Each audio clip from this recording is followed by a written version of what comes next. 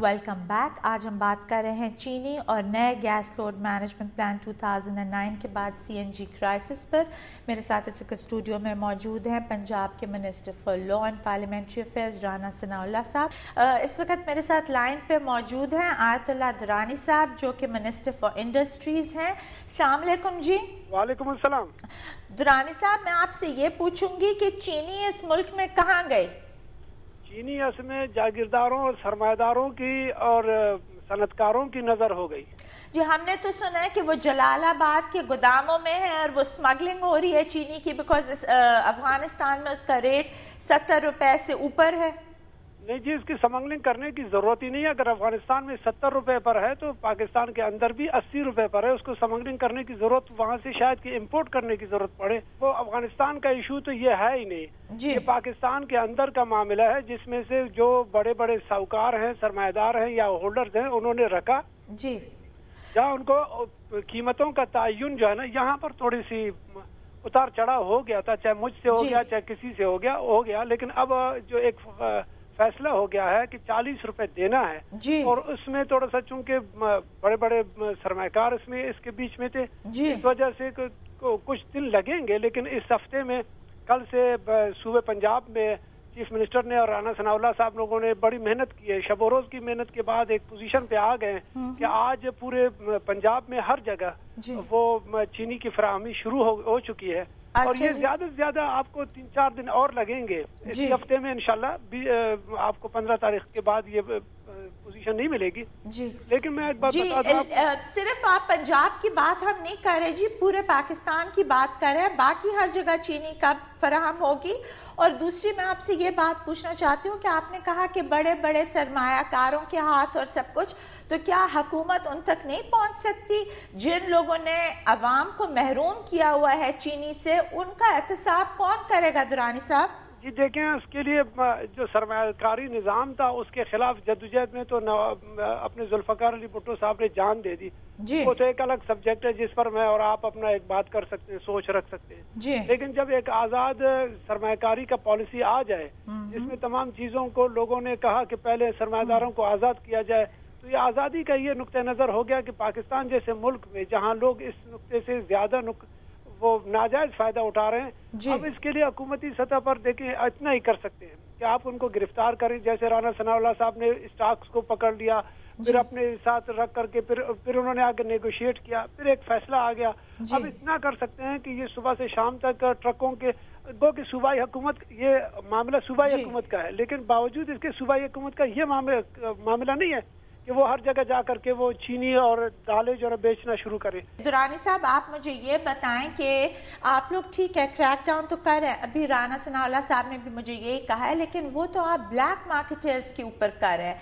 ये जो सरमायाकार हैं इनके आप नाम बताएं ना, इन पे क्रैक डाउन क्यों नहीं कर रही हुकूमत? देखें, आप इस बात को इस एंगल में ले लें कि जो ये शुगर है ना, इसका मसला तो आम छोटे सरमायाकार तो इसमें आ नहीं सकते जी। इसमें बैंकर्स हो जाते हैं, इसमें जमींदारों का टोला आ जाता है, इसमें वो क्या कहते हैं सियासतदानों का आ जाता है, इसमें बड़े बड़े लोग शामिल हैं। तो क्या वो एग्जेम्पशन है?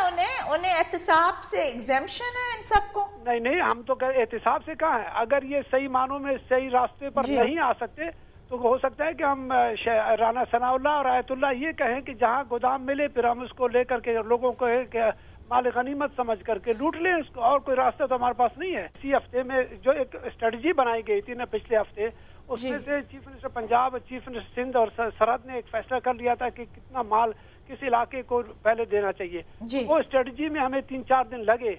अब पंजाब गवर्नमेंट ने स्ट्रेटजी को फाइनल कर लिया है और आज से मेरे ख्याल में वो फाइनल हो गया है और मुख्तलिफ जगहों पर इसकी फराहमी शुरू हो चुकी है। तो ये शहबाज शरीफ साहब ने जो एक्शन लिया है उसके असरात पूरे मुल्क पर पड़ चुके हैं और वो बहुत अच्छा हुआ। अब 40 रुपए वहां से मिल रहा है। दूसरी तरफ सिंध के सूबाई वजीर आला ने भी अपने अपने जगहों पर जहां पर स्टोर देते उनको उन्होंने ऑर्डर पास कर दिया है कि तमाम SHOs के जरिए से और तमाम वो जो पहले तहसीलदार होते थे उनके जरिए से उनको इंश्योर किया जाए। ठीक है। अच्छा दुरानी साहब, आप आखिरी सवाल का मुझे प्लीज ये जवाब दें कि 2007 में जब लेजिस्लेशन आ चुकी थी कि हुकूमत किसी भी चीज की प्राइस डिटरमिन नहीं कर सकती, तो आपकी वजारत ने चीनी की प्राइस क्यों डिटरमिन की? ये हमसे आप समझे शौकिया हमसे गलती हो गया। جس کی قیمت پوری ملک نے پے کی جی. بس یہ ہو جاتا ہے, کبھی کبھی ایسے ہو جاتا ہے نا. تو پھر آپ کی حکومت نے اس غلطی کی سزا کیا دی آپ کو؟ ہم نے اس غلطی کی سزا کو اس طرح کر دیا کہ ہم نے آپ سے قوم سے معافی مانگی کہ بھائی غلطی ہو گئی ہم سے. نہیں جی, وٹو صاحب نے تو نہیں مانگی, ہم نے تو نہیں سنا کہ انہوں نے قوم سے معافی مانگی ہو کہ انہوں نے یہ قدم کیوں اٹھایا. چلے بڑے نہیں اٹھاتے ہیں, میرے جیسا چھوٹا اٹھا لیتا ہے. میں کارکن. بڑے کیوں اٹھاتے ہیں, کیوں نہیں اٹھاتے جی؟ بڑے لوگ ایگزیمپٹڈ ہوتے ہیں. نہیں دیکھیں, آپ بڑے لوگوں کے ساتھ تو آپ لوگوں کا زیادہ واسطہ ہوتا ہے. آئلہ بی بی آپ لوگ تو زیادہ سمجھتے ہیں نا کہ بڑے لوگوں کے پگڑی کو اتارنے کے لیے خاصا مشکل ہو جاتا ہے, لیکن عوام یہ کہتا ہے کہ مستقبل میں آپ کو پھر ہم ووٹ نہیں دیں گے. ہم پیپلز پارٹی کے کارکن ہیں, ہم یہ سمجھتے ہیں. اس وقت تو مجھے لگ رہا ہے آپ نون کے کارکن ہیں. آپ تو اتنی تعریف کر رہے ہیں میاں صاحب کی. تھینک یو ویری مچ آیت اللہ درانی صاحب for being with us today. جی یہ تو کہہ رہے ہیں کہ ہماری غلطی اور ہم سے غلطی ہو گئی, لیکن اس غلطی کا پھر پوری قوم نے اتنا بڑا اس کا سارا اٹھایا لوڈ. اس میں دو چیزیں ہوئی تھی. ایک پہلے جو وٹو صاحب نے قیمت مقرر کی تھی جو تقریباً 50 روپے تھی, تو وہ بھی انہوں نے وداؤٹ اینی کنسلٹیشن اور اسٹیک ہولڈرز کو اعتماد میں لیے بغیر کی تھی. لیکن انہوں نے تو وائلیشن کی آف لیجسلیشن. لیکن ایسا اگر کوئی کرے تو then that person is scot free because وہ وائلیشن تھی. پھر اس لیے ان کو وڈرا کرنی پڑی, اور اس کے بعد پھر مارکیٹ فورسز نے بیٹھ کے اس کی قیمت طے کی 45 اور 47. وہ اگر رہتی تو میں سمجھتا ہوں کہ یہ بحران اتنا سنگین نہ ہوتا. لیکن اگر اتنا اگنورنس ہو ایک مطلب ایک وزارت میں, دا منسٹری آف انڈسٹریز اتنی اگنورنٹ تھی, وہاں کے سیکرٹری, وہاں کے بیوروکریٹس, کسی کو پتہ نہیں تھا کہ لیجسلیشن آ چکی ہے اور یہ لوگ پرائس ڈٹرمن نہیں کر سکتے. اور جب اتنا بڑا ایک کام کیا جس سے پورا ملک ابھی تک سفر کر رہا ہے, تو ڈونٹ یو تھنک ان کے خلاف کوئی ایکشن لینا چاہیے؟ برحال وہ کہتے ہیں کہ ہم نے اس کے اوپر معذرت کر لی ہے پوری قوم سے. انہوں نے تو نہیں معذرت کی, وہ تو ابھی کر رہے ہیں. برحال یہ آیت اللہ درانی صاحب نے تو یہ تیسری چوتھی مرتبہ تو میرے سامنے انہوں نے کی ہے معذرت. آپ مجھے یہ بتائیں کہ آپ لوگوں نے اس وقت بلیک مارکیٹ میں چینی کی زیادہ مہنگا بیچنے پہ کہاں کہاں آپ نے چھاپے مارے؟ دیکھیں, اس میں آج سے 2 دن پہلے, یعنی آج وہ لمٹ جو ہے وہ ختم ہو چکی ہے, کل آخری دن تھا اور آج مارکیٹ میں جو ہے وہ چینی جائے گی. ہم نے 2 دن پہلے وزیر اعلیٰ پنجاب میاں شہباز شریف صاحب نے ان تمام لوگوں کو بلایا تھا جو یہ اسٹیک ہولڈر ہے, اس میں مل مالکان بھی تھے اور یہ بڑے ڈیلرز بھی تھے, اور ان سے کہا تھا کہ اینف از اینف, اب بہت ہو چکی ہے. اب آپ دیکھیں جو لوگوں کا جس طرح سے لوگ تڑپ رہے ہیں, اور آپ صرف اس کو ہولڈ کیے بیٹھے ہیں کہ اس کو آپ ڈبل کریں ٹربل کریں اپنے پیسے کو, تو اب یہ برداشت نہیں ہوگا. اور اب میں آپ کو 2 دن کی مہلت دیتا ہوں, آپ چینی کی سپلائی جو ہے نا اس کو آپ جو ہے نا وہ انشور کر دیں. انہوں نے ہمیں آن دی ٹیبل جو ہے یہ یقین دلایا کہ جی ہم کر دیں گے. آج ہم پہلا دن ہے, ہم دیکھ رہے ہیں ویسے صبح کی خبریں تو کچھ ٹھیک آ رہی ہیں. آج اگر انہوں نے سپلائی جو ہے وہ پوری مارکیٹ میں کر دی اور یہ کرائسس ختم ہو گیا تو ویل اینڈ گڈ, ورنہ پھر جہاں کہیں بھی ہمیں اطلاعات ہیں, اس کے بعد ہمارے پاس انٹیلیجنس رپورٹس بھی ہیں کہ کہاں کہاں پہ جو ہے وہ ذخیرہ اندوزی ہوئی ہے, تو پھر وہاں سے ہم جو چینی ہے وہ پکڑیں گے اور خود اس کو لا کے مارکیٹ میں دیں گے, اور ان کو پھر 40 روپے کے حساب سے جو ہے وہ ان کو پیسے دے دیں گے. تو یہ پھر ہم اچھا, تو یہ ہر وقت کبھی آٹا ہوتا ہے, کبھی چینی ہوتی ہے, ابھی کہہ رہے ہیں چاول. نہیں, آٹا تو کبھی نہیں. یہ اس طرح کے بحران ہوتے رہیں گے. ناظرین, میں آپ کو یہ بتانا چاہتی ہوں کہ پاسکو اور آنے والی چاول کی شارٹیج پہ بات کرنے کے لیے ہم نے minister for food and agriculture Nazar Muhammad Gondal صاحب کو کانٹیکٹ کرنے کی کوشش کی, لیکن انہیں اتنا بھی نہیں معلوم کہ پاسکو جو ہے وہ ministry of food and agriculture کے نیچے آتا ہے, اور انہوں نے ہم سے کہا کہ ہم وٹو صاحب سے بات کریں جو کہ منسٹر آف انڈسٹریز ہیں. رانا صاحب, یہاں تو منسٹرز کو پتہ ہی نہیں ہے کہ ان کی منسٹری میں کیا جو ریسٹرکشنز ہیں اور کیا ہے, آپ لوگ پھر ان کو لکھ کے یہ بھی بھیج دیں.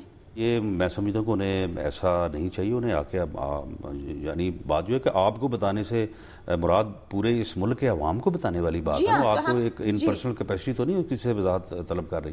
تو اس میں یہ ہے کہ چلیے بہرحال اس کا جواب تو انہیں دینا ہوگا.